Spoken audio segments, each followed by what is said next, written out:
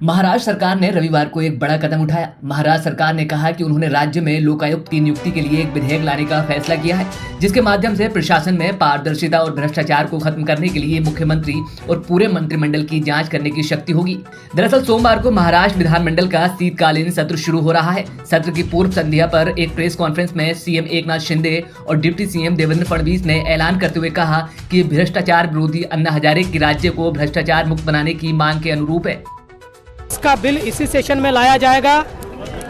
सम्माननीय अन्ना हजारे जी ने ये मांग की थी कि जिस प्रकार से केंद्र में लोकपाल विधेयक हुआ है, वैसे ही राज्य में अधिकारिता प्राप्त करने वाला लोकायुक्त का कानून आना चाहिए।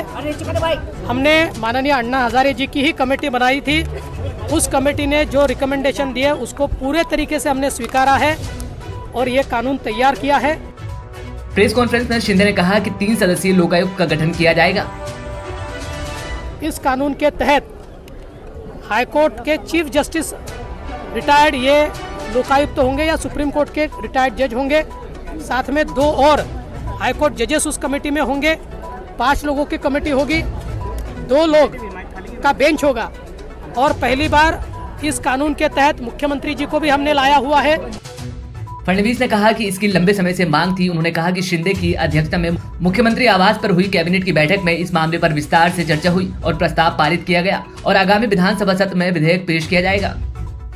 इसके साथ साथ इससे पहले महाराष्ट्र के लोकायुक्त के कानून में जो एंटी करप्शन का लॉ है, वो लॉ उस कानून के तहत नहीं आता था। उस कानून के अधिकार लोकायुक्त को नहीं थे। अब वो सारे अधिकार ये लोकायुक्त को दिए गए हैं।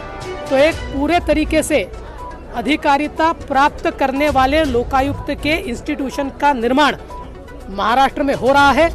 हमारी भ्रष्टाचार के विरोध में लड़ाई की जो प्रतिबद्धता है उसको दर्शाने वाला ऐसा ये कानून हमारे मुख्यमंत्री एकनाथ शिंदे जी के नेतृत्व में हमने लाया है। वहीं प्रेस कॉन्फ्रेंस में शिंदे इस सीधे सवाल से बचते रहे, क्या अधिनियम पूर्वव्यापी होगा जिसमें सभी पूर्व मुख्यमंत्रियों को शामिल किया जाएगा, जबकि फडणवीस ने कहा कि भ्रष्टाचार निरोधक अधिनियम को इस अधिनियम में शामिल किया जाएगा। महाराष्ट्र कर्नाटक सीमा विवाद पर सीएम शिंदे ने कहा कि इसे गंभीरता से लिया गया और दोनों मुख्यमंत्रियों ने केंद्रीय गृह मंत्री अमित शाह से मुलाकात की है।